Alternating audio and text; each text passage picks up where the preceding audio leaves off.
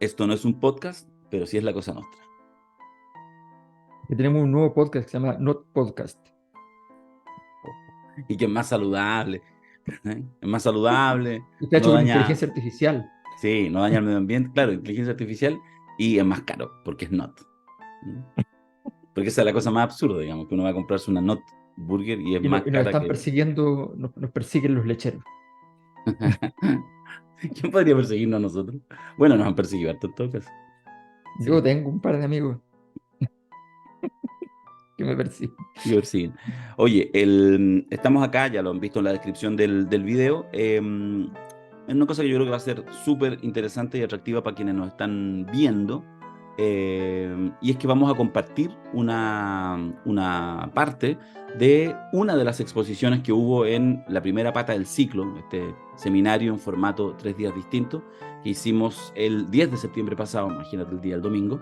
En este caso, parte de la exposición que hizo Rodrigo Baño. A continuación la vamos a compartir, la vamos a ver.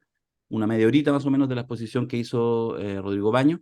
Fue una jornada bien interesante. Te voy a dar el tiro de la palabra, Alberto, para que hagamos un pimponeo previo. Después vamos a comentarlo, porque la idea es aprovechar de conversar de aquello.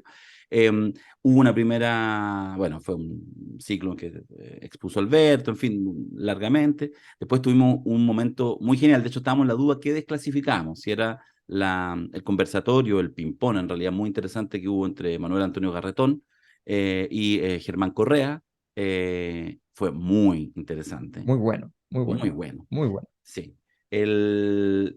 Y luego de eso vino Rodrigo Baño, que además fue además un contrapunto, sin querer queriendo, interesante. Entonces fueron dos como aristas, dos entradas, uno más desde lo político, otro más desde lo social, podríamos decir, desde una cierta impugnación interesante. Bueno, en fin, Mm. fue muy, muy bueno. Y hoy al menos definimos, no sé si después nos entusiasmemos con compartir quizás de repente alguna cuñita, quizás, quién sabe lo que hagamos los próximos días, pero por ahora queremos compartir esta parte de la exposición del profesor Rodrigo Baño y después también aprovechar este ya fin de semana en que entramos a las fiestas patrias para hacer también alguna conversación con Alberto. Y eso también porque Mm. estamos iniciando el ciclo, fue Golpe, la primera pata de esta, y ya estamos preparando la segunda, que es el 30 de septiembre, el sábado, donde vamos a ver Dictadura, algo ya en la grabación que está disponible hace un par de semanas atrás, algo comentó Alberto al respecto, y luego también terminamos el 7 de octubre con Transición. Estuvo bueno, Sí. Alberto. Es que, mira, quiero destacar eso porque, a ver, cuando uno hace este tipo de actividades, hay, hay tres objetivos potenciales que una actividad tipo seminario puede dar. La primera es reunir a un conjunto de actores que sabemos lo que van a decir, ¿ya? Para volver a decirlo, que Mm. tiene su valor, ¿ya? O Sí, sea, tiene su valor, porque en esa reiteración eh, hay un proceso también de elaboración por parte nuestra, como quienes estamos en calidad de espectadores, de oyentes, y también hay un proceso intelectual para quien está exponiendo con respecto a otros, y esa iteración permanente produce un efecto. La academia tiene en su 90% de su actividad es eso, ¿no? Em, y entonces ese es un elemento que es central, pero un objetivo que uno siempre se plantea es la posibilidad de ampliar el rango de la discusión, ¿ya? O sea, hacerla crecer, que eso tiene un riesgo, que es la dispersión, digamos, cuando ya está ahí en el momento en el cual hay un punto en el cual ya los niveles de pertinencia empiezan a bajar, ¿no? Cuando te amplías demasiado, ¿no? Entonces, el momento en que el director de tesis te dice, a ver, ¿ya? Empecemos a ver cómo somos un poquito más asertivos, ¿no? Eh, pero la ampliación del rango es valiosa, sobre todo en el caso de esta discusión sobre el golpe fue muy valiosa porque la discusión sobre el golpe se concentró bastante, en general, en ciertos elementos, atributos y ciertas discusiones que lograron instalarse como más exitosas en su ámbito. O sea, polarización, sí, tema uno, derechos humanos. polarización, derecho humano, polarización, derecho humano. ¿Ya? Y entonces esta discusión amplió la conversación, este seminario amplió la conversación sobre el golpe, incorporando varios otros elementos. Eh, Luego, el segundo, el tercer elemento que uno espera de una actividad como esta es eventualmente mejorar el grado de profundización de la discusión. Por ejemplo, la discusión que se dio a partir de esta discusión polarización, derechos humanos, en el marco de la discusión de polarización, probablemente el gran ejemplo de época fue el libro de Mansuy, Mm, ¿ya? Que es la dinámica de los partidos políticos, qué sé yo. Entonces, la pregunta es, si lográbamos profundizar sobre eso, también es interesante porque nos manteníamos dentro del rango de la discusión existente, pero lográbamos llegar más adentro. Lo interesante es que se cumplió el tipo uno, el tipo 2 y el tipo 3. O sea, logramos hacer lo básico, que es iterar y reiterar. Logramos hacer lo segundo, que es ampliar el rango de la discusión. Y logramos hacer que se profundizara y a niveles bastante importantes, en considerando que es una actividad relativamente corta, porque tuvo varias horas, pero relativamente corta. Entonces, quedamos súper contentos y nos había pasado muchas veces en varios seminarios de la Cosa Nostra, pero obviamente no pasa en todos porque cumplir los tres, el diseño es lograr hacerlo, pero es muy, muy difícil. Y a mí me recordó los mejores seminarios. Me acuerdo sí, del seminario del color de la hoja, cuando hablábamos de la nueva constitución.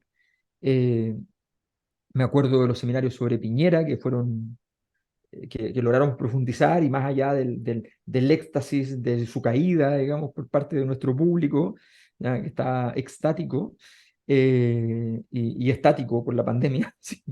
Entonces, todo eso fue muy... logramos o los temas de malestar que hemos visto, que sí hemos logrado de repente llegar a niveles bien amplios, pero la verdad es que fue una experiencia muy reconfortante, muy agradable, un buen bálsamo en tiempos de sí. transformaciones de nuestro proyecto, pero que nos puso en el corazón de lo que siempre hemos buscado, que en el fondo es hacer un buen aporte en esta dimensión de la discusión intelectual sobre la política. Sí, yo creo que además hay una cosa que nace con que probablemente es lo hemos dicho muchas veces, es como el rito de bautizo de la Cosa Nostra, que desde el inicio, desde ese segundo podcast, en el caso de los podcasts, que fue el 19 de octubre del 2019 al día siguiente, esta idea como de instalarse arriba del hito, como a veces una cosa que casi podría ser media, alguien podría decir, son medio esotéricos los cabros, como que entonces las fechas te dan una cosa especial. Bueno, hay algo de eso. O sea, Sí, pues. hablar a un día de los 50 años del golpe, es decir, el 10 de septiembre, yo tengo la sensación, no puedo confirmarlo, que en el caso de los tres expositores que tuvimos, tanto Rodrigo Baño, Manuel Antonio Garretón y Germán Correa, que son hombres ultra formados, con mucha historia, que no tienen ningún interés en agradar a un público, sino que exponer lo que piensan. Yo creo que sí, yo creo que genera cosas. Me parece, de hecho, creo que en la exposición, insisto, no tengo ninguna confirmación, creo que la exposición, que es la que vamos a compartir ahora con usted, de Rodrigo Baño, también es muy interesante que sea en ese minuto, porque además llega a ser súper, muy atrevida, incluso ya lo van a ver ustedes, por ejemplo, en la opinión del expresidente Salvador Allende. Y entonces, lejos de ser eso algo que te distancie, es algo que en ese minuto, me parece, cuando uno tiene de verdad interés en el pensamiento crítico, y no solamente en escuchar, digamos, la verdad develada, en el salmo que cada uno siga, eso tiene un valor porque te permite Mm. pensar, no para estar necesariamente de acuerdo, pero para entonces contrastar con, a ver, ya bueno, pero no estoy tan de acuerdo con esto, a ver, qué Mm. otras cosas. De hecho, a mí particularmente me pasó, digamos, en esa... Entonces, bueno, eso me parece que tiene ahí una cosa interesante y lo conversamos después con Alberto, que nos alegró haber tomado esta decisión media extraña, media compleja incluso, de habernos parado el 10 de septiembre a hacer esta primera parte del ciclo 50-30, que hasta en el nombre Así es. es así. Oye, antes de ir rápidamente, vamos a ir a la exposición de Baño, la dejamos y volvemos. Pero antes de ir a eso, recordarles que 30 de septiembre está la segunda parte del ciclo, Dictadura, sábado 30 de septiembre. eh, a partir de las 5 de la tarde. A la semana siguiente, sábado 7 de octubre, transición. Y ahí completamos el ciclo 50-30. Las inscripciones están abiertas, están en la página seminarioslacosanostra.cl. Los invitamos y las invitamos a no dejar de revisar esa página. Es la página donde La Cosa Nostra, el proyecto La Cosa Nostra, este proyecto de pensamiento crítico, permanentemente está, hay ahí una oferta de actividades que estamos realizando. Entonces, ahí está. Hay de hecho un valor más reducido, uno puede inscribirse por separado, pero también hay un valor más reducido para asistir a las dos que faltan y, por supuesto, si están las dos que faltan, recibe la grabación de la primera pata, es decir, recibe todo. Y también ya tenemos la fecha definitiva del taller de coyuntura, que es el momento en que se expone la encuesta, ya no me acuerdo cuál es el número, 12, 13 encuestas de la Cosa Nostra, y eso va a ser el 20-21 de octubre. Esas inscripciones ya también ya están abiertas en la página para participar en el seminario, y también, y esto es súper clave, y eso lo decimos, pero así directamente, también está abierta la posibilidad de cooperar con la encuesta. Ustedes saben que es la única manera de financiar y saben que estamos en este minuto en el proyecto La Cosa Nostra tratando de estivar la carga para volver a ordenarnos y quién sabe qué sorpresas puedan en los próximos tiempos volver en este proyecto.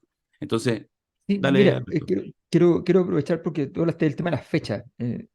Si nos fijamos, y creo que las fechas marcan una parte del proceso, inevitablemente, ¿ya?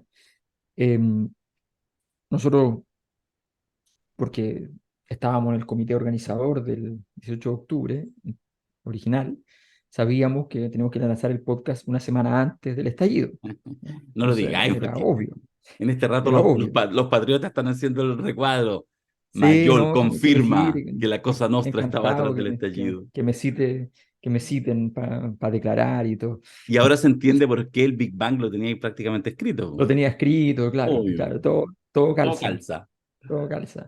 Porque además, la principal dedicación de los republicanos es todo calza, Sí, ¿ya? po, obvio. Con un sentido de la lógica laxo, Todo calza. hiperlaxo, todo Hiperlaxo con calza. la Agenda 2030. Claro, entonces, claro, y además la Agenda 2030, y entonces Soros también me financia a mí, qué sé yo, ¿ya? Natural, Todo natural. calza, todo calza, ¿ya? Bueno, efectivamente, dado en el momento que parte el podcast en el fondo parte para el estallido. Em, y el estallido tiene dos etapas, el octubrismo y el noviembrismo, ¿no? Eh, el octubrismo, eh, Mirko lo dio por muerto bien precisamente, ¿ah? Bien precisamente, habrá que decirlo, bien precisamente como un año después, ¿no? Sí, Cuando todavía las ínfulas, todavía, bueno, estaba lleno de gente que compraba cheques del octubrismo, pero por todo lo alto, ¿ya? Hay un alcalde súper amigo tuyo que compró unos cheques gigantes sobre el octubrismo, no ¿ya? tenían fondo. Y otro alcalde en Valparaíso, en fin. Sí, sí. Los cheques del octubrismo estaban grandes, ¿ya? Todavía hay cheques del octubrismo dando vuelta. El otro día hubo un evento ahí en Valparaíso, también me acordé, símil bandera, con menos impacto, pero símil Sí, bandera, mil ¿no? banderas. No, sí, mil banderas. Símil bandera. Sí. Ahora el grupo se llamaba Sin Banderas. Entonces, ya, pero el octubrismo se terminó como al año, ¿no? Y el noviembrismo iba en paralelo, ¿ya? Simbolizado fundamentalmente por el actual presidente Sí, pues Boric, por Boric. en términos por izquierda, fundamentalmente. Y por derecha no quedó nadie, porque el noviembrismo fracasó rápido por derecha, ¿no? Porque básicamente lo lanzó Evópoli y Evópoli después tuvo que recular por todo lo alto al respecto. Eh, entonces, y resulta que nosotros terminamos el podcast, pero exactamente pocas semanas antes de que se terminara por morir, sí o sí, a mi juicio ya definitivo, sin posibilidad, el proceso constituyente como proceso constituyente, todo proceso constituyente, Mm, ¿no? Eh, que es el noviembrismo, es la tesis de que se va a resolver parte de la problemática a partir del proceso constituyente.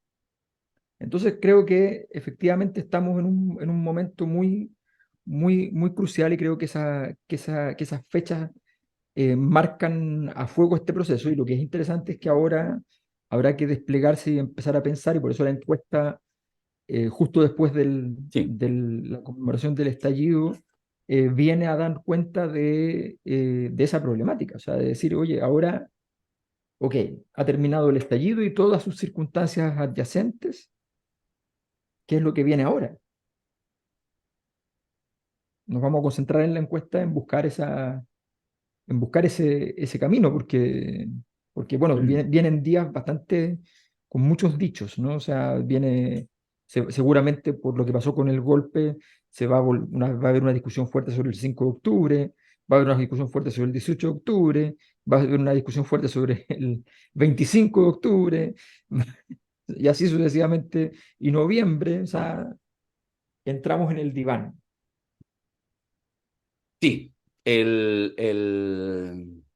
Sí, que seguramente dará, estaba pensando todo este rato, dará para otro ciclo, porque en el fondo nos lo vamos a, en este primer ciclo, es eso, 50-30, y que seguramente lo que uno tendrá que, y con esto voy a más presentar al profesor Baño, tendrá que uno volver a esos lugares, siempre mirando de cara al pasado, porque probablemente ahí, en aquellas cosas no comprendidas, incluso hoy, han pasado 50 años, y no implica que haya una comprensión cabal de ese fenómeno, de las razones del golpe, de los entornos, por arriba y por abajo, lo geopolítico, lo social, la estructura y la superestructura, y todo lo que pasó posteriormente, qué fue la dictadura, lo hemos hablado mil veces, qué fue la transición, etcétera, ahí estarán obviamente las claves también que nos permitan empezar ya a tratar de explicarnos esto que empieza paulatinamente, se van a cumplir 4 años del estallido social, a transformarse ya en historia, cada vez más. Y de repente vamos a pestañear y de repente vamos a estar cumpliendo los 20 años del estallido social, quizás en qué contexto. Entonces, tendremos la capacidad, así que bueno, en fin,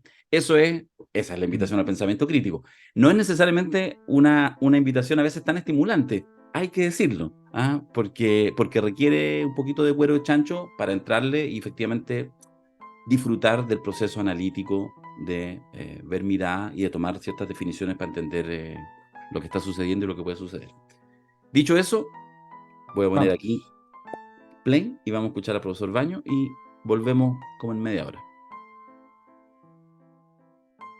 La tesis del vacío teórico ideológico es la tesis que se sostuvo por parte de ciertos sectores de que no había una teoría que sostuviera los cimientos del proyecto político de la Unidad Popular, y que eso sería parte importante del desarrollo de los problemas y el fracaso de la Unidad Popular. Sé que el profesor Baño, pero nunca lo hemos hablado en detalle, así que esta es una buena oportunidad para hacerlo. Sé que el profesor Baño tiene una opinión distinta respecto al famoso VTI, en la época famoso dentro de los circuitos intelectuales, después olvidado en términos de que no se usa el VTI para hablar de eso, sino que se habla de otro tipo de cosas, pero que, por ejemplo, de alguna manera está presente en el libro de Mansuy, por ejemplo, está de alguna manera referido también al respecto y él suscribe parte de esa tesis. Profesor Baño, respecto al VTI, hablemos del VTI. Eh, sí, respecto al BTI, la verdad es que estuve pensando un poco respecto de un tema que es más antiguo que el BTI, que era el papel del intelectual en la revolución. Más antiguo, es más Sí, antiguo, pero muy próximo al tema del BTI, del famoso BTI. Eh, Porque el papel del intelectual en la gran transformación o en la revolución que se discutió muchísimo, como decía, la verdad es que después de dar varias vueltas, llegué a la conclusión de que el papel del intelectual es un papel en blanco, no más que eso. Creo que la idea de que tiene que haber una teoría para que haya una revolución es lo más absurdo que he escuchado nunca. Pero sin embargo se mantuvo mucha gente seria y que le tengo respeto y cariño, incluso muchos de ellos, durante mucho tiempo y se sigue manteniendo. Mansuy se la compró entera, se la compró entera. O sea, se compró totalmente la tesis del BTI y que no tenía, digamos, una teoría de cómo llegar al socialismo vía democrática, por lo tanto, era imposible. Que es también una cosa que muy discutida durante mucho tiempo, que es entre la práctica revolucionaria y la teoría revolucionaria. ¿Qué está primero? ¿Ah? Donde se llega más o menos a una especie de simulacro de qué está primero, el huevo o la gallina. Más o menos eso. Es lo Sí. mismo. Y yo le consulté a nuestro amigo, biólogo, Pozzi, le dije, ¿qué está primero, el huevo o la gallina? Y Pozzi me dijo, mira, ninguna de las dos, porque la gallina está gallineando y el huevo está hueveando. Y es más o menos lo que ocurre con respecto a la relación entre la teoría y la práctica, porque en realidad ambos se están desarrollando. ¿Ah? Y no se sabe de alguna revolución que se haya hecho que haya tenido primero una teoría. No se conoce. Todas las Bueno, revoluciones nunca han tenido una previa. ¿Ah? de hecho Entonces, eso el golpe nace sin teoría también. espérate, Sí. te estoy No, lo que perdiendo. decía el profesor de hecho el golpe del 73, también ¿Sí? nace sin teoría, no tiene ninguna teoría en su origen, no es neoliberal, no es nada, es un golpe. Sí, es que en realidad el predominio del idealismo es tal que prácticamente no se puede presentar nada que exista sin que no esté ideado antes, si no esté primero la idea para que algo pueda ser real. O sea, se ha llegado a ese tipo de absurdo. Primero tiene que estar la idea para que algo sea real, porque si no, no puede existir algo si no hay una idea previa. Entonces, y estamos metidos en eso, pero yo creo que el gran culpable, el gran culpable de esto es Gramsci. O sea, Gramsci partió, digamos, con esta cosa de la hegemonía y que el intelectual orgánico, que no sé qué, que no sé cuánto, y finalmente terminamos todos convencidos de que primero está la teoría, primero está el intelectual, primero está la idea y después están los hechos, después está la posibilidad de realizarlo. Entonces nos dieron vuelta. La escuela de Frankfurt siguió por la misma línea. La escuela de Frankfurt es exclusivamente pura ideología. Es el tema cultural y el tema de la ideología y punto. Nada más. No existe nada que no sea, digamos, eso. Y por ahí perdimos toda la noción de los otros tipos de consideraciones que antes eran bastante prioritarias, como es lo que tú decías antes, esta relación entre lo social y lo político. Resulta que la sociología, las ciencias sociales, son lo menos sociales que hay. O sea, ciencia, no tengo idea, yo creo que la ciencia en general tiene las patas de barro, digamos. Más bien creo en otro tipo de conocimientos como la futurología, la numerología, la futurología, pueden ser más interesantes que las ciencias sociales, que de sociales cada vez tienen menos. Si uno ve cómo se está analizando ahora lo que fue la Unidad Popular y el golpe, no hay sociedad. El problema es acaso él se ponía de acuerdo con Allende. Ese es el problema. No se pusieron de acuerdo, mire, que son tontos, ¿por qué no se pusieron de acuerdo? En cambio, Kissinger con Nixon, con Agustín Edwards se pusieron de acuerdo, entonces hicieron un golpe. Es una cosa que la sociedad no está en ningún lado. Y hasta el momento, la ciencia social, la sociología no estudia qué es lo que pasaba socialmente en el tiempo de la Unidad Popular. No tiene nada, no se hace nada. Porque la Unidad Popular no fue una idea que se le ocurrió a Allende o a algún tipo de dirigente. Fue una movilización social. Fueron sectores sociales que fueron organizándose, que fueron generalizando intereses, que empujaron a la transformación. Pero todo queda definido en términos de los dirigentes, en términos de los personajes, si se ponen o no se ponen de acuerdo, si se equivocaron o no se equivocaron y cosas por el estilo. Pero análisis social, nada. Yo me acuerdo, una de las pocas cosas que hice al respecto fue cuando distinguí, le dije, fíjense que en tiempo de la Unidad Popular había un sector popular ortodoxo, sector obrero, industrial, minero, que sé yo, construcción, y un sector heterodoxo, que es la inmensa masa marginal. Y esos dos sectores tenían intereses distintos, tenían organizaciones distintas y tenían pretensiones distintas. No era una cosa que era un problema de los dirigentes de los partidos que no se ponían de acuerdo, que Altamirano por aquí o por allá. No, es un problema que hay una base social que tenía, insisto, intereses distintos, organizaciones distintas. Y por lo tanto la perspectiva que tenía de futuro era diversa. No era cosa de decir, mire, vamos a optar por avanzar y trabajar. No, mejor por el otro lado. ¿Ah? Consolidemos mejor. que eso se pudiera decidir, digamos, por un par de dirigentes, nada que ver. Había movimientos sociales detrás de eso. Y eso no se entiende, como tampoco se entiende lo que pasaba en el campo.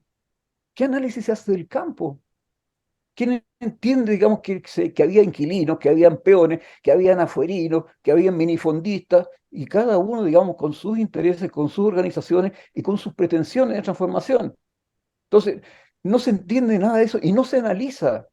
Han pasado más de 50 años para el caso Neo Popular, y sin embargo, eso quedó como un misterio. Quedó como simplemente que había un Altamirano por acá, un Miguel Enrique que se levantó para allá, o no sé, pero no se entiende qué es lo que pasó socialmente. Bueno, estaba diciendo que pasa algo parecido en la actualidad. Se piensa el estallido de octubre. ¿Y quién hizo el estallido de octubre? El pueblo. ¿Qué pueblo? ¿De qué pueblo me están hablando? ¿Qué sectores sociales? ¿Con qué intereses? ¿Qué perseguía? ¿Tenía algún proyecto o no tenía ninguno? ¿Qué es lo que pasó? Entonces no se discute, no se aclara nada. Y ese es uno de los temas que me preocupa, digamos, en términos de esta relación entre lo social y lo político que generalmente no se entiende. Y la política queda radicada en los dirigentes, en las ideas, en los planteamientos, en las discusiones, y no qué es lo que pasa socialmente. A ver, claro, estamos entrando ahí en tierra derecha, que tiene que ver con estos sectores. Ahora, la pregunta obvia después de eso es, ok, el proyecto de la Unidad Popular tenía que ser capaz de articular y aglutinar ese conjunto de intereses donde lo más complicado en el fondo se entendía fácilmente. Le pasa a todos los grupos de génesis política popular, digamos, es capturar las clases medias y aquellos casos que son más complicados a la hora de intervenir sus intereses. En este caso, por ejemplo, el campesinado, qué sé yo, que había ya recibido una importante transformación con Frei Montalva. ¿Cuáles eran los sectores que en su mirada, en su lectura, eh, en ese momento usted estaba en la Universidad de Chile, ¿no? No estaba en Flaxo, Sí, eh, está la Universidad de Chile. estaba en la Universidad de Chile. Eh, pero después cuando ustedes llegan a Flaxo, ¿revisan también parte de ese proceso? En la Chile ya lo estaba viendo, usted está en la Facultad de Derecho, por eso le pregunto si estaba en Flaxo, porque en la Facultad de Derecho quizás había otro tipo de orientaciones a la hora de mirar el fenómeno. No, yo estaba en ese momento, estaba en la Escuela de Derecho, estaba académico, digamos, ahí en Derecho. Y estaba metido, digamos, en todo un mundo absolutamente convulsionado, con bastantes pocas posibilidades de empezar a meditar sobre lo que estaba pasando, digamos. Este ya estaba demasiado encima de uno, había que hacerle más bien el quite, digamos, a los distintos movimientos, movilizaciones, ataques y cosas por el estilo, más que estar tratando de hacer una crítica de lo que ocurría. Efectivamente, no era momento de hacerla. Y después, en términos de la Flaxo, muy poco lo que se podía, en primer lugar porque era muy difícil. O sea, con el gobierno militar, digamos, no se podía hacer investigación. Eso era bastante, bastante claro. Entonces, solamente recurrir, digamos, a lo que había, a la bibliografía, a la literatura o cosas por el estilo, pero no te podía hacer una investigación menos en terreno. Entonces, las posibilidades de verlo eran bastante pocas. Pero yo quiero aclarar una cosa que es bastante importante. Yo he hecho política algunas veces, pocas veces he hecho política. Pero en general no hago política. Por lo tanto, no es mi problema definir cuál es el mejor proyecto, cuál es la mejor alternativa, cómo se construye, digamos, mayorías o cómo se logra articular, digamos, distintos sectores sociales. Lo que sí reclamo es que para hacer eso, para que el político pueda hacerlo, primero tendría que saber cuál es la sociedad sobre la cual quiere hacer el proyecto. Y eso como que no se sabe. Ese para mí el problema. Más que yo pretenda decir, mire, yo tengo la solución. Lo que tendría que haber ocurrido aquí, que es bla, bla, bla, bla. Pero no la tengo, porque no la tengo. Lo que reclamo es que quienes hacen política, lo menos que pueden es tener cierta claridad respecto del pueblo sobre el cual pretenden hacer política. Y eso no ocurre. Insisto, en el estallido todavía nadie tiene una claridad qué es lo que efectivamente pasó, qué sectores sociales se movieron, por qué se movieron, más allá de esta cosa genérica, digamos, del malestar o cosas por el estilo, pero tratar de entender, o sea, cuál es efectivamente el interés de esos sectores sociales. ¿Son homogéneos? ¿Son heterogéneos? ¿Qué posibilidades hay de articularlo o no? Qué es lo que hace actualmente un movimiento con el Frente Amplio? Trata de hacer una sumatoria de conflictos sectoriales, de identidades. Y eso no funciona. No ha funcionado nunca. No funciona y no va a funcionar. Yo creo que ya no funcionó. No se puede hacer una sumatoria. Sumatoria de, además, sumatorias que incluso tienen dificultad de definir socialmente y más dificultad tienen para tratar de que eso no sea contradictorio. O sea, no se suman cosas que no son ni siquiera homogéneas y a veces incluso son contradictorias. O sea, ¿cómo va a sumar el movimiento indigenista mapuche con el feminismo cuando realmente no pueden sumarse? Mm, No tienen ninguna posibilidad de sumarse. mm, Tienen más bien contradicciones. Entonces, yo lo que reclamo es un poco de conocer qué es lo que ocurre en la sociedad para quienes estén interesados en la política, pueden efectivamente decir, bueno, en esto habría que meterse, por acá habría que empujar. No pensar que ellos van a dar la idea, porque, insisto, el papel del intelectual es un papel en blanco. Generalmente lo que más puede hacer un intelectual es describir lo que ocurrió y tratar de explicárselo. Pero hacer una transformación social, creo que no. Claro, es interesante porque en el fondo nosotros estábamos un poco en el debate en dos niveles, viendo si cuánto hay de elemento global, geopolítica, orden mundial, o cuánto hay de la política chilena, digamos, la responsabilidad de la Unión Popular, los dirigentes, los partidos. Estábamos en esa. ¿Cuánto hay en esa caracterización que tú nos podías ofrecer de explicación también del golpe? Entendiendo que obviamente el golpe supone se toma decisiones políticas, etcétera, pero ¿cómo habría ahí entonces elementos justamente en esa base social que explican también, pese a los apoyos que tenía la Unidad Popular, incluso al 11 de septiembre, el golpe y cómo se asienta el golpe militar en Chile? Yo creo que el golpe militar se asienta sobre una base de respaldo al golpe, una base social de respaldo al golpe. O sea, pensar ingenuamente que el golpe es un golpe que dan los militares en contra de la sociedad no tiene sentido, no tiene ningún sentido. El golpe se da porque tiene apoyo social. No es un golpe que se da, digamos, contra las inmensas mayorías. No, no, no, no, no me ocurre eso. Yo soy bastante viejo, por lo tanto entenderán que yo viví el golpe. Lo viví, pero directamente, ¿no? No, ella era mayorcito ya, por lo tanto perfectamente lo sé y perfectamente conozco el apoyo que tenía al golpe. Evidentemente, pero bastante fuerte, bastante fuerte. No creo que haya sido no sé, el 50 y tantos % que correspondía a las elecciones de marzo, De marzo. ¿ya? Pero sí que era considerable, era considerable. En los sectores medios, yo creo que claramente apoyaron el golpe, claramente. Eso yo lo viví en toda la Villa Frey, digamos, toda embanderada, digamos, saludando el golpe. No fue una cosa así que la gente estuviera en contra, no, no. Es que ahí a veces se confunde lo que es en medio de uno, donde obviamente uno vive un medio que todos están de acuerdo con uno, pero cuando uno sale se da cuenta que el mundo es mucho más ancho y que hay muchas otras opciones. Y en ese sentido yo diría que una de las cosas y eso se trabaja, y ustedes mismos estaban hablando, Estados Unidos sabe que hay que trabajarlo, que hay que generar un apoyo al golpe militar.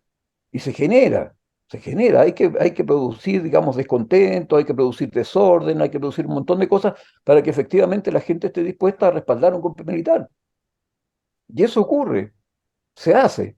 Eso es un trabajo más lento, digamos, que desembarcar los marines, como decían, pero se hace regularmente. Lo primero es pisar la manguera, digamos, lo que es financiamiento, lo que es exportación, etcétera, etcétera, y empezar a generar descontento.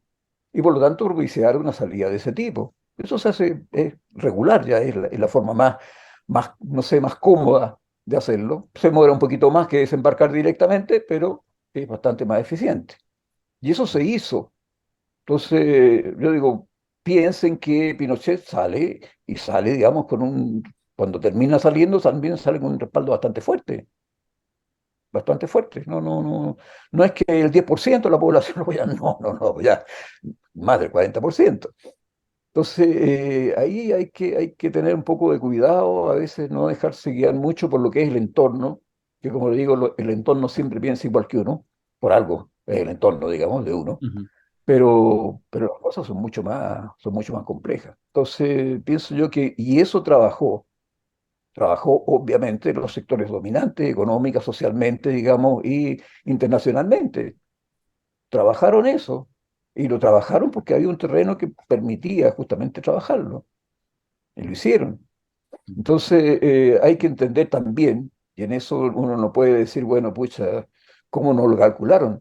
Obvio, cuando tú estás jugando, el otro también está jugando. O sea, no puedes decir, bueno, pucha, entonces, ¿cómo? Vamos, el otro está jugando. O sea, tú no estás jugando solo. Tú quieres hacer una transformación revolucionaria y piensas que los otros no están jugando. Absurdo. Están jugando y van a hacer todo lo posible, digamos, para ganar el partido. Y eso es lo que ocurrió. Mm. Entonces, ahí yo creo que hay que tener cuidado. Sí. Sí, una cosa, una pregunta cortita con un comentario. Digamos que en ese tiempo, también cuando uno analiza América Latina, efectivamente es un tiempo así de exacerbación de el voluntarismo político, la idea, digamos, de la vanguardia, la legitimidad, digamos, seguramente todo el tufillo leninista, más allá que sea explícito o implícito, pero estaba. Y además la idea de acceso al poder como asalto al Palacio de Invierno, digamos, desde la Revolución Rusa en adelante, yo creo que eso cruza seguramente toda la izquierda latinoamericana, digamos. O sea, es el momento, la revolución, tú estás ahí y al día siguiente acontece la revolución y entonces tenemos el poder total. En ese contexto, y por lo tanto en lo que de alguna manera denotan tus palabras, es decir, la falta de comprensión incluso ahora de la caracterización del periodo, ¿cómo tú ves ahí, la opinión que tú puedas tener, no tiene por qué ser tajante, la figura de Allende como una figura que eventualmente quizás tuvo alguna comprensión o no, tú lo ves muy enmarcado solamente como en el voluntarismo político clásico de esos años? Yo creo que la figura de Allende me parece más interesante, pero la figura de Allende crece, digamos, con el golpe. Allende se transforma en una figura prácticamente legendaria con el golpe militar. Pero Allende fue un líder, pero no fue un líder, digamos, muy fuerte. No, nunca fue un líder muy fuerte. Allende recibió menos apoyo en su elección que lo que tenían los partidos que lo apoyaban. O sea, se olvida eso. O sea, no era un líder así, digamos, que arrastrara las masas por sí solo, más allá de los partidos. Allende era menos que los partidos que lo apoyaban. Entonces, es una cosa que, claro, la figura de Allende después del golpe y su muerte, su tragedia, qué sé yo, todo eso levanta la figura, digamos, muy, muy grande y seguramente se va a recordar por mucho tiempo. Pero así en términos de su capacidad, lo que algunos dicen carismático, digamos, no era un gran líder. Recuérdense que Allende es expuesto como candidato incluso contra la opinión mayoritaria de su propio partido, el Partido Socialista. O sea, ni siquiera su partido, digamos, lo tenía como el principal líder. Entonces, hay que verlo, claro, es un político interesante, pertinaz, por supuesto, ¿ah? Y con ideas, porque hizo muchas cosas. Pero pensarlo así como un líder de siempre, ¿ah? Yo creo que no es así. O sea, Allende se engrandece justamente por la Unidad Popular y por el fin de la Unidad Popular. Eso es porque justamente a medida que transcurre la Unidad Popular se va levantando Allende, pero no es un líder que siempre haya estado presente, digamos, como el gran líder de la izquierda. Él era menos que los partidos, insisto, que los partidos que lo apoyaran, menos que el Partido Socialista y el Partido Comunista. En la elección del 70, claro. Sí, sí. Sí, lo que pasa es que probablemente uno tiende a, bueno, obviamente la muerte trágica en política y temprana e inesperada genera un efecto, pero además probablemente hablamos de uno de los políticos cuya virtud era de que justamente era capaz de ganar partidos que no se esperaban. O sea, esa era su gracia. pero no era que llegara con el partido ganado porque era un gran político que llegaba y todos decían, nada, llegó, ya esto está hecho, sino que llegaba y sorprendía con las habilidades más bien de la política corta que tenía.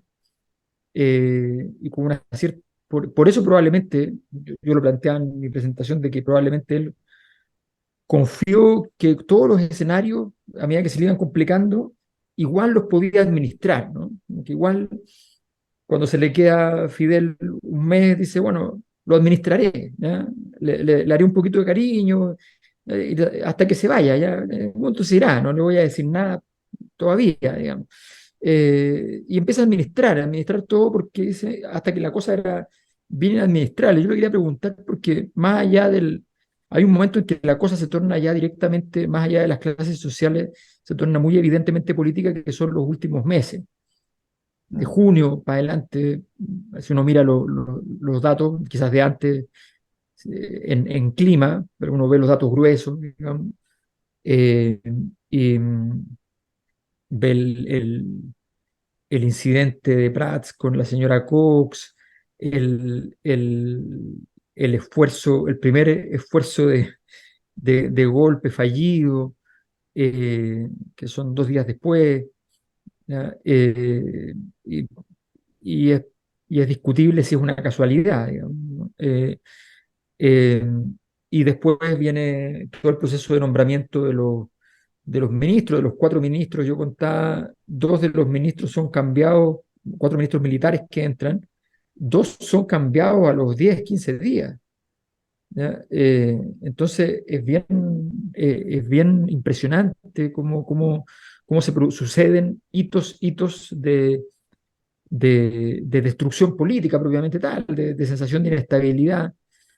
Eh, ¿En qué momento diría usted que ya uno, con una mirada obviamente a distancia, pero en la mirada cenital, uno dice ya, claro, la trayectoria golpista ya está yendo por ambos lados? Una cosa es que hayan unos que quieran hacer el golpe y otra cosa es que ya esté funcionando todo el aparataje, tanto que va desestabilizando radicalmente al gobierno. Mm. Sí, no, yo creo que está ya el año 73 estaba claro que, o sea, todos tenían claro que el golpe se venía, se venía. Más aún, mencionaron acá, dentro de las intermitencias, digamos, de la transmisión, escuché a alguien que mencionaba la gran concentración del 4 de septiembre del año 73, 1 millón de personas. No es cierto, eso no es cierto. Yo fui a esa concentración grande, porque en ese tiempo todas las concentraciones eran grandes, digamos. Algunas eran mucho más grandes y otras grandes, pero no tan grandes. Y esta era grande, pero no tan grande. No fue de las mayores concentraciones. Más aún, yo diría que es una concentración ya casi resignado a que se venía el golpe. O sea, el ambiente que se vivía en esa concentración era un ambiente ya de pesadumbre, de ya que se sabía que venía, que no había cómo pararlo. Entonces, no fue la más grande concentración, fue bastante menor, fue mucha gente, pero fue bastante menor. Y un ambiente nada de festivo, ni tampoco ni siquiera muy combatiente. O sea, ya el ambiente estaba instalado desde antes. Desde el tancazo, digamos, del tanquetazo, perdón, del tanquetazo, ya la cosa se veía que era cuestión de un poco más, un poco menos. Y los que estábamos un poco metidos en la cosa, ya incluso se pensó que eso fue para ver qué preparación había para resistir un golpe. Sí. Eso a todos quedó claro y quedó claro de que no había nada. Vale decir, que si había un golpe, no había nada que pudiera pararlo, digamos, intentar pararlo, porque la verdad es que no había nada, digamos. Sí, a Yo me propósito acuerdo de del recorrido. tanquetazo, hay quienes sostienen que justamente la lectura, al menos la de Estados Unidos, fue que eso revelaba que no había respuesta popular para efectos de un golpe. Y ahí le pregunto una cosa, porque si uno revisa los discursos de Allende, en ningún momento hace referencia directa a Estados Unidos. No obstante, Pablo Neruda escribe ese año 73 una de sus últimas obras, es un texto cortito que se llama Incitación al Nixonicidio, ¿ya? Y hace alusión directa al rol de Estados Unidos en la desestabilización de Chile, pero eso no parece estar muy presente en el discurso. Hubo ahí una especie de remilgo diplomático, un esfuerzo por evitar ese conflicto. Se cometió quizás ese error de no plantear directamente cara a un rival mayor, que a veces es conveniente para este tipo de situaciones. No, yo creo que efectivamente hubo algo de eso, vale decir prudencia.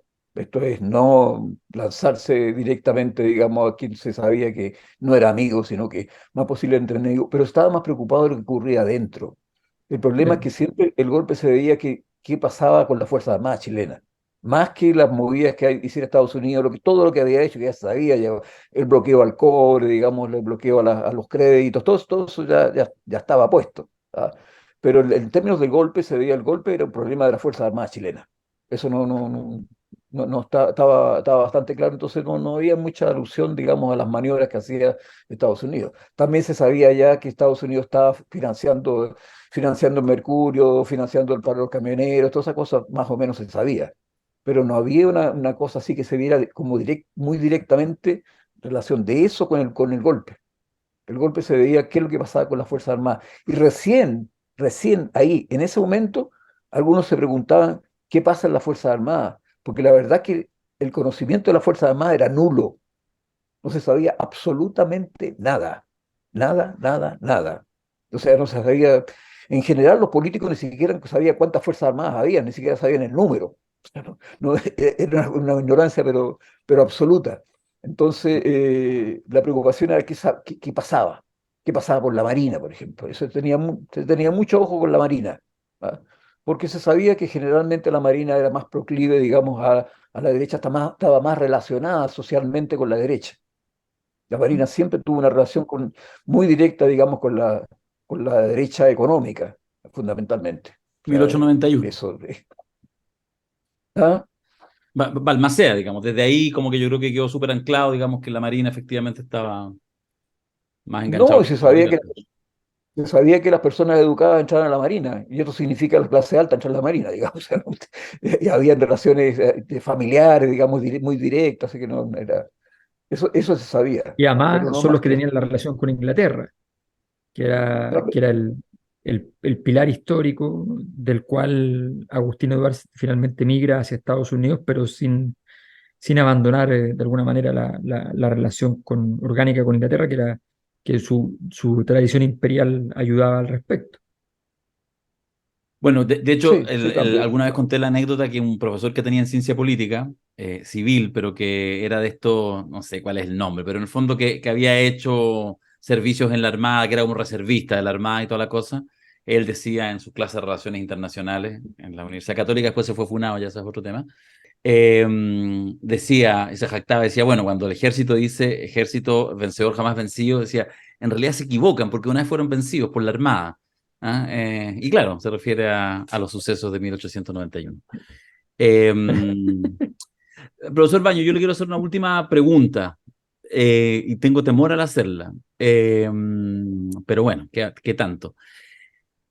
¿Tú crees que hay elementos, a propósito de esta caracterización notablemente crítica en este análisis, probablemente inesperado para muchos de quienes nos están escuchando y me parece extremadamente útil para reforzar las preguntas más que respuestas que de pronto no nos sirven, a propósito del mismo engarce que tú haces a la falta de explicación de la UP, con la falta de explicación hoy en día incluso de los sucesos del 18 de octubre, del estallido social?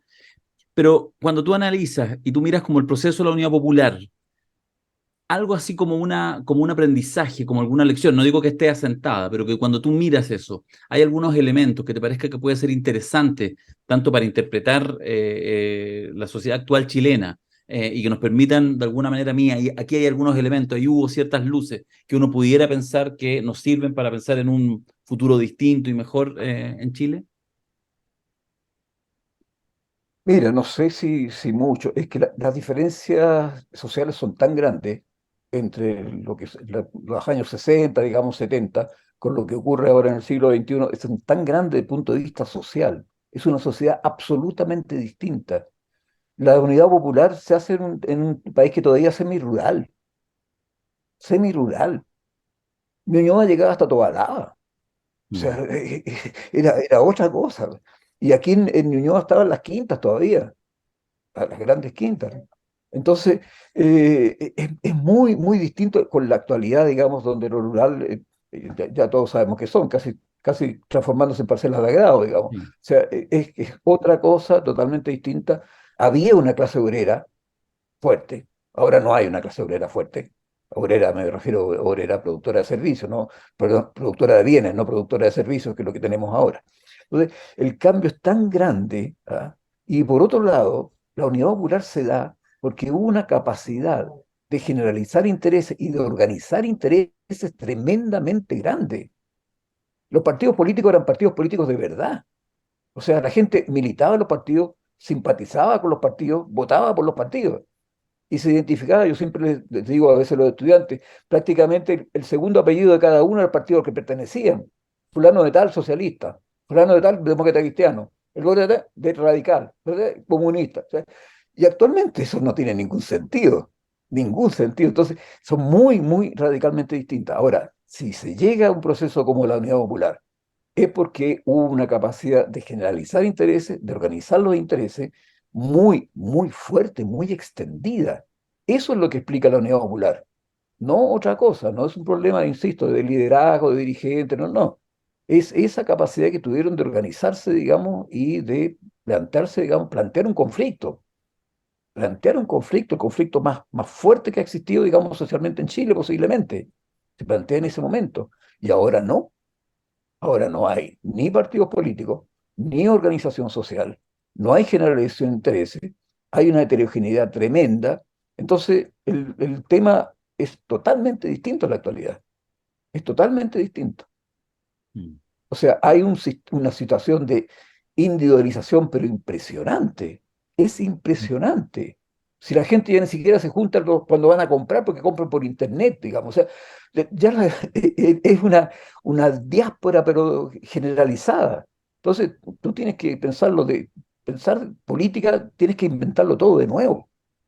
No puedes recurrir, digamos, a aquella situación anteriormente.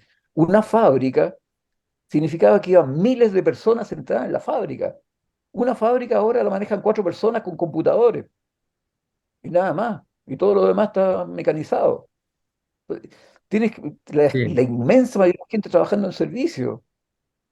Entonces, hay un cambio en las familias, pero brutal, radical, donde la familia está claramente en extinción. Es una cosa que se van a recordar, digamos, los nietos posiblemente.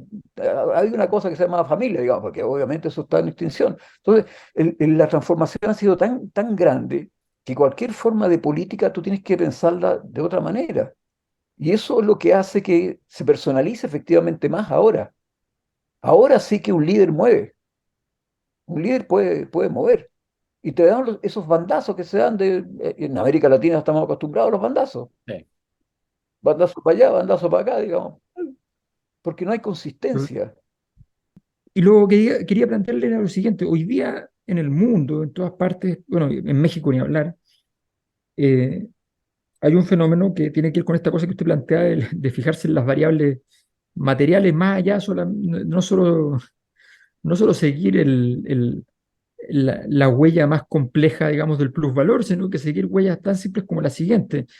En esos pueblos donde hay una enorme cantidad de muertes, ¿ya?, de asesinatos, y hay muchas mujeres desaparecidas, y qué sé yo, en el norte de México, son zonas de maquilas.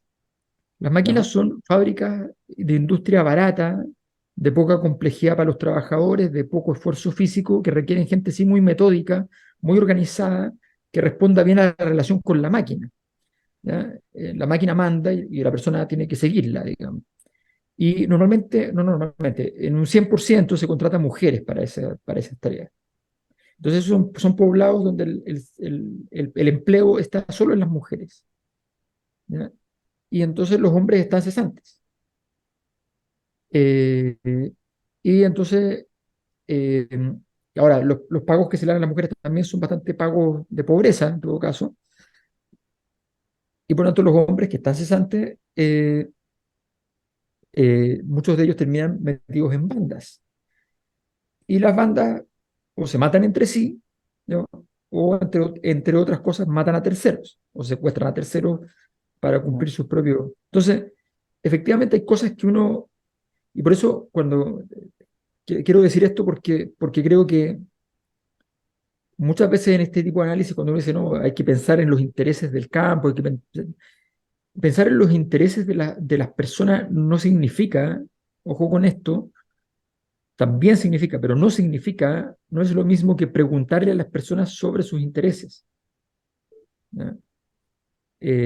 Porque las personas te pueden contestar cosas muy distintas, porque la gente siempre se quiere incorporar al orden social existente. Ustedes en redes sociales seguramente habrán visto que hacen como casi torneos de qué tan cara es la zapatilla que se compraron los jóvenes pobres, Sí. ¿ya?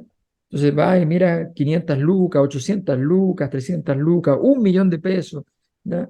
Entonces, y ves entonces ese tipo de actitudes. Eso no significa que esas personas sean profundamente estúpidas, estén locas, estén desvariando, desvariando. No, puede significar también eso, pero lo que sí significa es que la gente se incorpora al orden social que existe. Y el orden social se llama el consumo, y por tanto están ahí. Entonces, creo que esa reflexión que usted hace respecto a la necesidad de seguir las condiciones materiales en que las personas viven, que experimentan, y sobre todo a los intereses que pretenden defender, a los intereses que quieren mirar. La verdad es que en Chile se produjo una capacidad enorme de la derecha en ese sentido, chapó, para organizar intereses muy diferentes. O sea, en Chile es el único país de América Latina donde la sociedad de agricultores y los bancos piensan lo mismo. Ujú. Eso no existe en ninguna parte. Es casi imposible, ¿no? Entonces, quería plantear que para que usted cerrara hablando un poco de esta lógica de mirar los intereses de los grupos, las personas, de los procesos a partir de esto, porque si no, efectivamente uno está en una fantasmagoría o lo dije, pero yo lo escuché decir a no sé quién, ese no es el punto necesariamente, ¿no? Ujú. Sí, no, lo que yo he sostenido respecto de eso es que generalmente eh, todos, todos, no, todos, tenemos las orientaciones de valor, las orientaciones, las actitudes que corresponden a un determinado tipo de existencia que tenemos. Entonces, tú tienes razón. Si una persona, digamos, vive en un medio en el cual eh, lo que anhela, lo que tiene, lo que vale, lo que es valorado, digamos, es tener zapatillas caras, obviamente va a orientarse en ese tipo de... y va a hacer lo que se hace actualmente. ¿Y qué se hace actualmente? Resulta que como no hay comunidad, no hay una sociedad integrada, cada uno tiene su propio emprendimiento. El que puede tendrá un emprendimiento legal y el que no puede tendrá un emprendimiento ilegal. O sea, más o menos lógico. Y con eso tratar de sobrevivir y adaptarse y estar en la mejor condición posible. Eso es la vida cotidiana de todos. Y a todos nos pasa.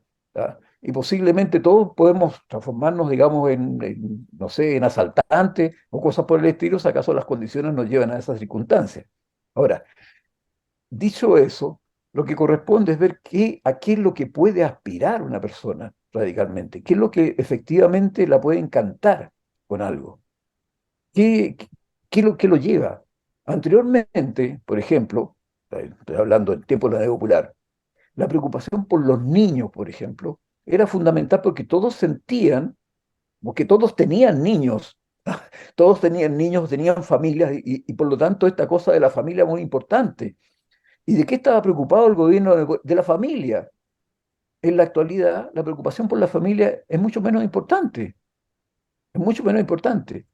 Entonces, tienes que mirar a cada uno en su individualidad. Entonces, ¿cómo puedes lograr que efectivamente la persona vea al otro como alguien similar, como alguien que tiene y que puede tener el mismo interés, pueden organizar y pueden luchar por algo determinado?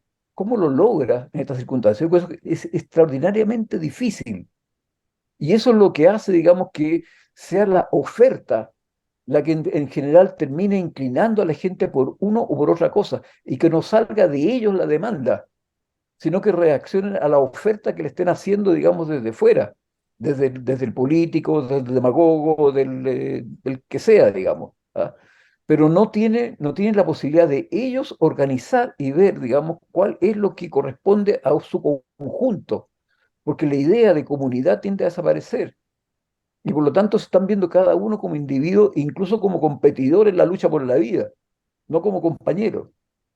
¿Qué es lo que ocurre, digamos, la diferencia que hay entre el obrero que trabaja en una fábrica y que tiene al compañero al lado y los que están trabajando cada uno por su cuenta, armando cosas y tratando de venderlas?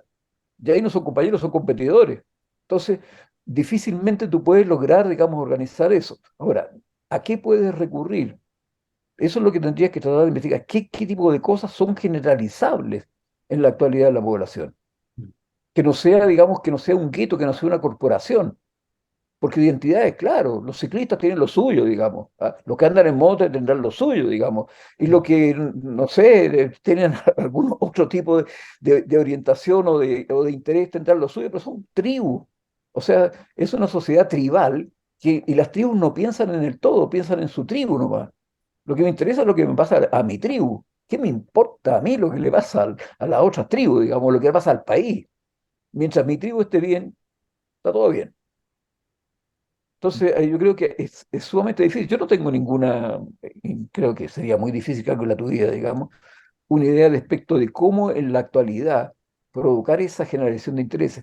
Me temo que no va a ser por parte de la cultura. No creo que la cultura logre, digamos, generalización. Creo que ahí es radicalmente, es me temo que no, por ahí no van. Y sin embargo, insisten mucho en eso. Insisten mucho, digamos, en buscar identidades culturales. Y las identidades culturales, como digo, no son identidades culturales que tengan sentido nacional, sino tienen sentido exclusivamente tribal. Entonces ahí no lo veo. Hay que ver cuál es el tipo de intereses que sí se pueden aunar y que pueden haberlo, porque sigue habiendo una inmensa masa de trabajadores, obviamente. Hay que ver, digamos, hasta qué punto, qué cosas efectivamente puede interesarlo a ellos. Pero, insisto, afortunadamente no estoy haciendo política. Profe Baño, Muchas gracias. nada, muchas gracias. Espérate, voy a mutear. Ahora sí están todos desmuteados para que le podamos brindar un aplauso al profesor Baño que se perdió el triunfo histórico de Djokovic. Muy bueno, muy Bravo. bueno. Eh, Bravo, bravo. Bueno, bueno. Bravo. Bravo, muchas gracias. Muy bueno, Gracias, muy bueno. Rodrigo.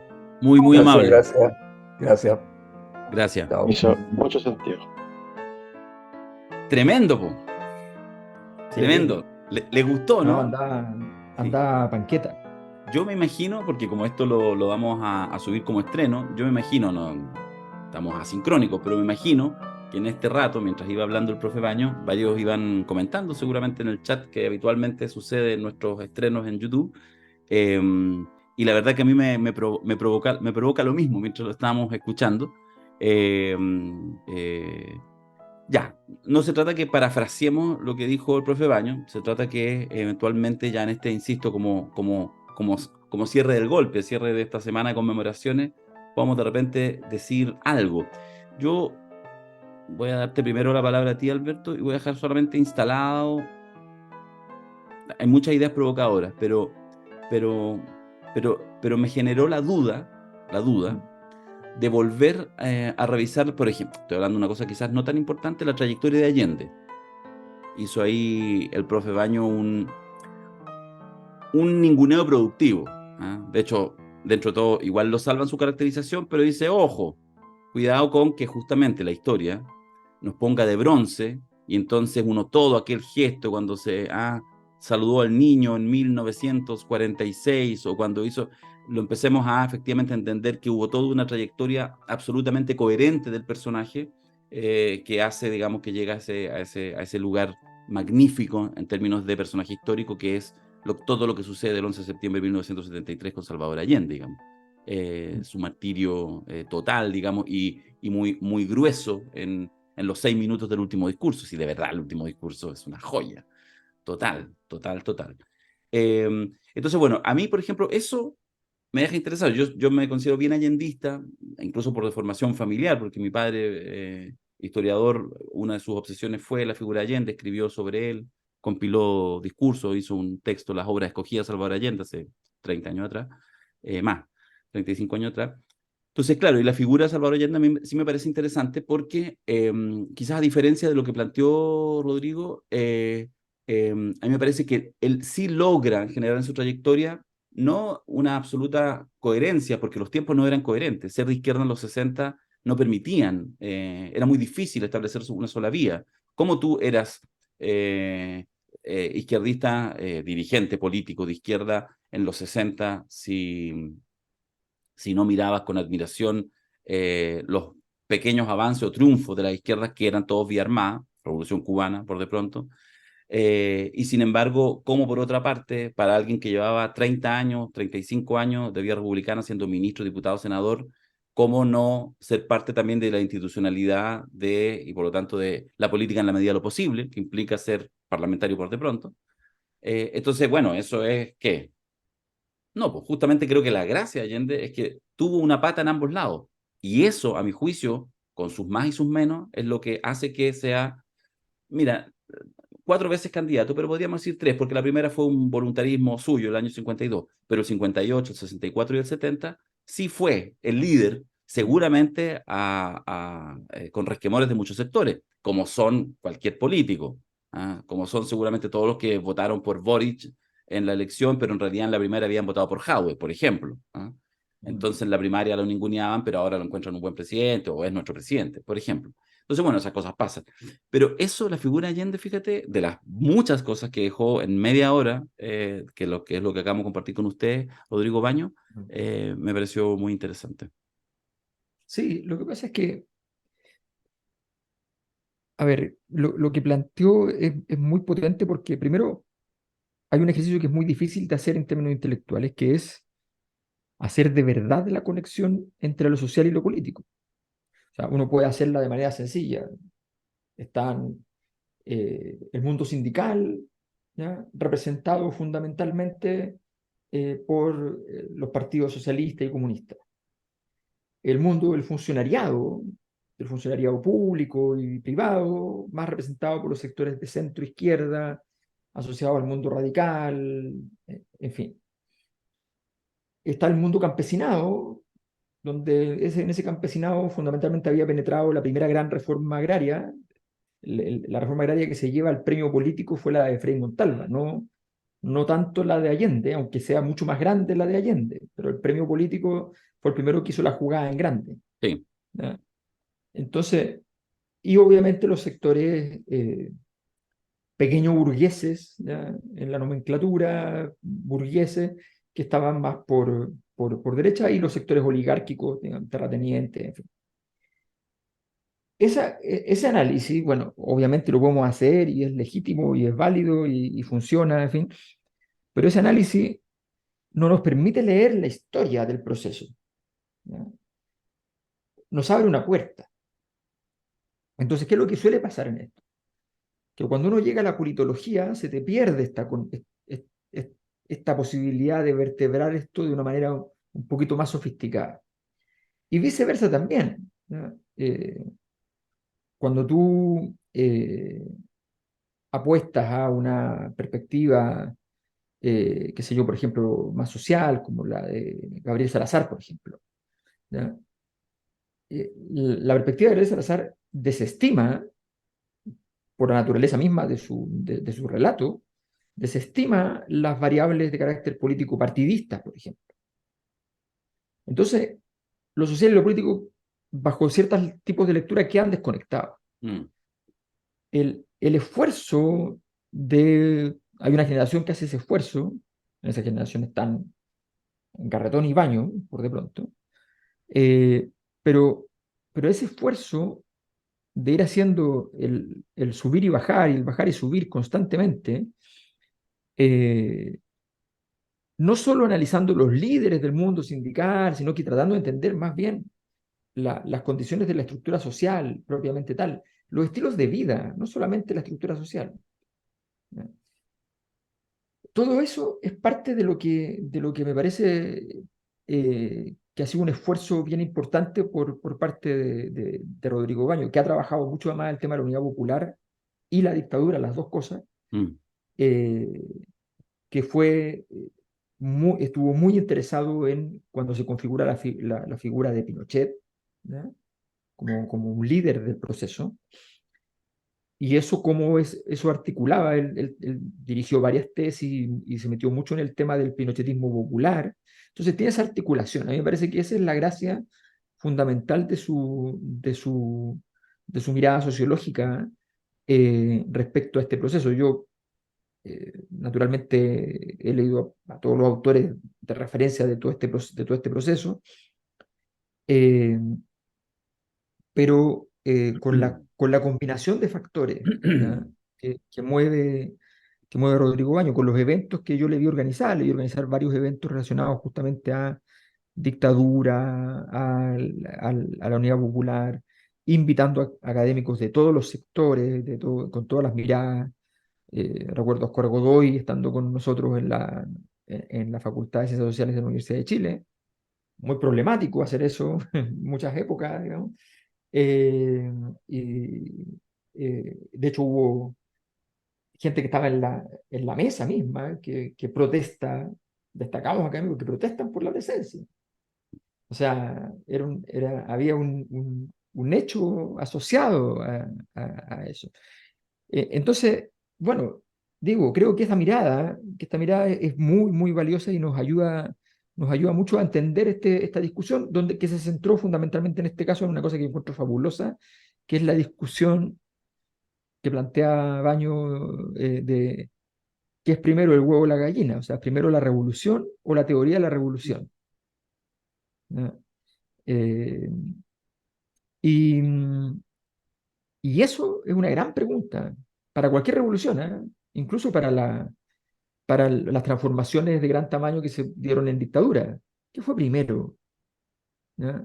Porque una cosa es que tú tengas un diseño que es indispensable, más o menos, ¿no? Pero otra cosa es que tengas una teoría de la transformación, de la revolución, y que tengas que hacerla calzar. La Unión Soviética no nació de una teoría que calzaba, la teoría no calzaba para nada. Rusia no cumplía ninguno de los requisitos Ninguno. para ser el lugar del socialismo. Claro. De hecho, eso es lo que a veces uno lo dice un poco livianamente, pero no por ello menos cierto, que Marx, lo más grande, teórico, espectacular, pero en política no lo chuntó nunca. No, Nunca. O sea, todo este tema de, entonces vamos al desarrollo del capitalismo, entonces la sociedad más avanzada, capitalista, esa pasa al socialismo, estamos mirando a Inglaterra, de repente una sociedad feudal, prácticamente feudal, Rusia medio hace la feudal. revolución. Claro. Sí, Entonces, claro, claro. sí. Sí, yo creo que esa analogía, de hecho, Revolución Rusa, por ejemplo, como inicio, creo que es súper interesante mirarla también en temas de la Unidad Popular para ver qué es lo que uno saca y, o sea, Unidad Popular como posible revolución y lo que, bueno, que tiene mucho que ver con la segunda pata de este ciclo, donde probablemente sí hay una verdadera revolución que es en la dictadura. Eh, la revolución más exitosa ha sido esa, digamos. O Sí, sea, por arriba y por abajo. hay que Sí, decirlo, hay que hay que decirlo. decirlo, hay que Eso lo decirlo. vamos a decir. Mira, este ciclo nos Por eso vamos. tenemos un seminario con Joaquín Lavín llamado La Revolución Silenciosa. En este minuto, si lo están viendo en vivo, en estreno en YouTube, insúltenlo. Por favor, háganlo. Ahora descárguense. Este es el momento para descargarse. Aquí No, está fíjate que. Joaquín. Joaquín, por favor, pasa. Joaquín, por favor. Estamos aquí en Valencia trabajando. Sí, me concentré con lo de Lavín.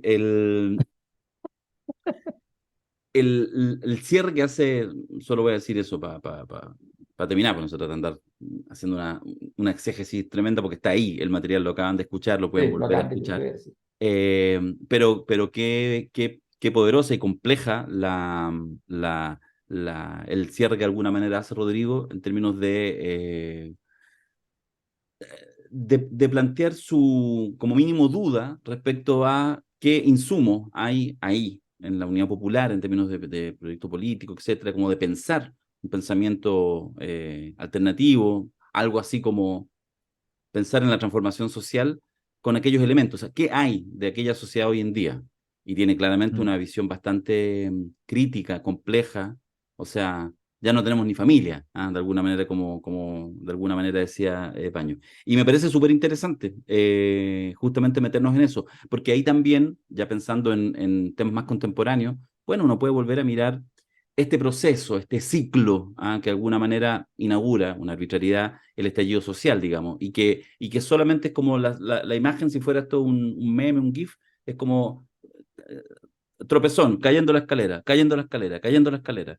Y en diciembre, otro tropezón más. ¿A qué? Ya no sabemos a qué, ¿ya? Y entonces la pregunta es ¿qué? ¿Cuáles son los elementos? Y ahí sí yo creo que la interpretación que hace, más allá que uno pueda estar de acuerdo, ¿no? Con todo lo que plantea, la interpretación a no solo mirar el fenómeno político, sino que, bueno, decir sobre qué se está parando ese fenómeno político. Y si ya él tiene una mirada crítica, insisto, uno la comparta o no, pero no está diciendo ninguna, o sea, pero está diciendo cosas pertinentes respecto a lo que pasaba hace 50 años atrás, ¿qué decir hoy en día? Donde la política no es referencia prácticamente para nadie, ni siquiera para quienes hacen política. Eh, bueno, en fin, que hay una pregunta bien, bien compleja abierta. Ya, pues, los invitamos entonces a la segunda pata. Te quedaste pensando en algo. Sí, que mientras te escuchaba, estaba eh, pensando pero lo voy a elaborar después, pero creo, o sea, porque lo tengo que elaborar, de hecho. Pensaba en que hay como tres objetos claves de los 50 años, ¿no? Golpe, plebiscitos, más que las elecciones, plebiscitos, ¿ya? Y contragolpe, que es el estallido, Como contragolpe. claro. Entonces, Ahora, ambos de manera muy distinta, otra hueá especulativa, pero bueno, ¿qué tanto? Ambos son momentos del triunfo de la antipolítica. sí, pues, por supuesto, está fuera del ámbito de la política, Uno pero desde la extrema derecha y otro desde la izquierda. es súper interesante porque una de las críticas que también hace Baño ahí respecto al mundo autonomista, digamos, es la idea de esperar que el acontecimiento llene de sentido el proceso. Mm, Y si bien el acontecimiento marca las líneas del proceso, no lo llena de sentido. mm, Ese es como el... Entonces, en ese momento, esos dos acontecimientos efectivamente ocurren fuera, sobredeterminan lo que pasa adentro, pero no lo llenan de sentido. mm, Eh, entonces, y la estructura del plebiscito tampoco llena de sentido, porque es solo una afirmación taxativa respecto a un objeto. mm, mm. Entonces, sí, no. ¿Ya? Entonces, hay que mirar ahí, hay que mirar Sí, hay que porque creo mirar. que porque ese proceso de construcción de ese significado social, digamos, es parte, no sé si del problema, pero es parte, pero es un síntoma, digamos, de que no se ha producido ese proceso en realidad. Mira, fíjate que voy a enganchar con una última cosa nomás, ayer que estaba en el lanzamiento de un libro de Richard Sandoval, Amor, te sigo buscando, aprovecho a mostrarlo. Bacán, precioso libro, muy bello. Y entonces en esa conversación, presentando el libro, entonces, uno miraba ya en el cierre de lo que fueron toda la conmemoración de los 50 años, ¿ya? Yo tengo una mirada bien crítica de lo realizado por el gobierno, básicamente por la falta como de línea estratégica que se pudiera seguir. O sea, como que, no sé si hubo, pero si hubo líneas estratégicas, se fueron cayendo y pues, parcharon por otras, etcétera. Yo creo que hubo una inicial que se cayó muy pronto y después nunca hubo la capacidad como de recuperarse, ¿ya? O sea, nunca se pudo salir de la lógica, oye, hagamos una cosa de Estado, que en realidad si uno lo pensaba 3 horas seguidas, decía, ¿de dónde?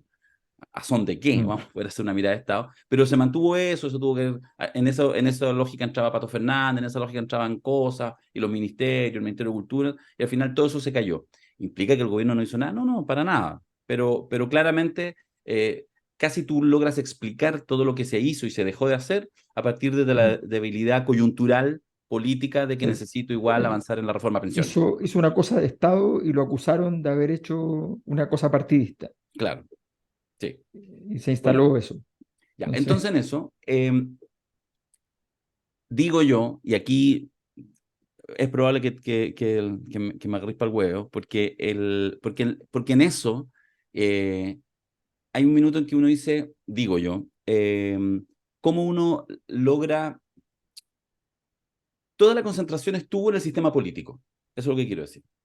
Todo lo que se hizo, sí, todo lo que se hace, está en el sistema político. Lo hace el gobierno de turno, las instituciones, no sé qué, articula políticamente. La obsesión, casi como una cosa así como, "Ah, se acaba el plazo, quedan 4 días, a ver quién firma, finalmente Chile Vamos no firma, hagamos firmar a los expresidentes, sumemos también a los presidentes que vienen de afuera, no todos firmaron, Bolivia no firmó, ¿qué firmaron? La Declaración de Santiago, ¿qué es eso? Y lo hacemos en un acto, ya. Todo está en la articulación del sistema político. Las declaraciones en la Cámara de Diputados, qué se hace, qué no se hace, el Senado parece que sí, al final a la última hora se bajó el PC. O sea, pues yo podría hacer una cronología, me armo un taller de coyuntura con lo que pasó estas últimas 2 semanas, de 6 horas. Sí, Ya. Hechos, sí. hechos, hechos, todos los días hechos. Y fíjate que son interesantes, a mí me gustan los hechos, los chicos y los grandes creo que analizan y todo. Pero todo eso no lo quiero ningunear, me dedico a eso. Y además es casi lo que más me gusta, que es el análisis político de los fenómenos, de los actores políticos, de sus acciones y de sus omisiones. Eso hacemos mucho. Y está bien. Entonces, vuelvo como a la reflexión que deja lo de Baño, que deja lo que recién acabé de decir, y que algo hicimos ayer en este lanzamiento del libro, que es, eh, bueno, parece que en algún minuto uno tiene que dejar esto porque no explica finalmente los grandes movimientos tectónicos sociales. Y volvemos nuevamente al estallido. Entonces, ahí hay una discusión que no tiene que ver con terminar diciendo, no, es que no existen la izquierda y la derecha. No, no, no, sí existen y el sistema político es relevante también, por supuesto, digamos, es quien guía. Pero como hay una desconexión cada vez más brutal entre eso y lo que está pasando por acá, hay, hay un tema pendiente de ser capaz de interpretar y caracterizar. Es decir, termino con esto. Si uno, por ejemplo, dice, mira, llegamos a los 50 años con una importante cuota de desazón, porque no se estableció en este ámbito ciertos consensos mínimos, por ejemplo, un ejercicio de memoria, está incluso impugnada la memoria, y uno lo puede lamentar. Bueno, ¿y qué está pasando aquí abajo? ¿Qué está pasando en el movimiento social, tectónico, en las tribus? ¿Qué pasa? Y ahí sí, efectivamente, las referencias político-ideológicas más clásicas te quedan cortas. Entonces, ¿qué podría ser uno? Aquí aparece mi voluntarismo. ¿Qué podría ser uno en los 50 años que ahora se abren? ¿Ah? Cerramos 50 años, vamos a los siguientes 50. ¿Qué pasará cuando se cumplan 100 años en el 2073 y se haga algo? ¿Cachai? ¿Qué pasará en ese minuto? ¿Cuál será la lectura de lo que pasó el 11 de septiembre del 73? ¿Y qué parte de esa lectura y las cosas que se hayan hecho podrían hacer que en ese minuto la sociedad chilena sea mejor? ¿Imagináis que Kissinger está vivo entonces? Bueno, perfectamente, porque Juan tiene 100 años, está pero como tuna, viejo Julio. Sí, güey. Ay, ay, ay. Y está en capo, si esa es la weá. Es Capísimo, capísimo, capísimo. Sus libros, capísimo. cualquier buen que haya estudiado como yo, ciencia política, el No, libro Diplomacia es una maravilla, y uno dice, qué oh, grande, no.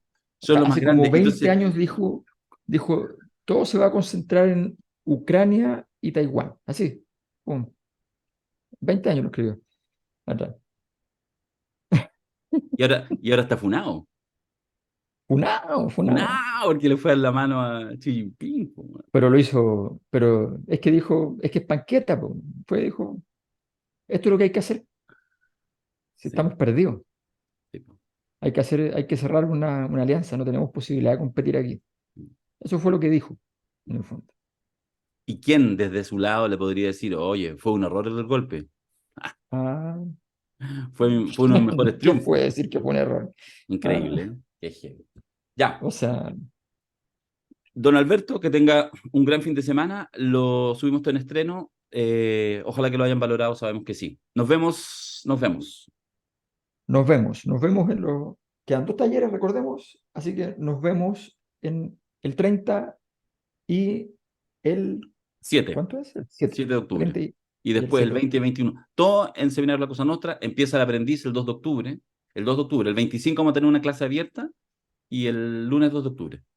Ojo, se inscriben en el seminario de coyuntura, pero también quienes puedan, por favor, por favor, por favor, necesitamos ayuda para la encuesta, porque la encuesta necesita un poco de apoyo, si no se No, nos vuelve necesita mucho apoyo. muy pesada. Porque si Sí, no, será la es que última encuesta.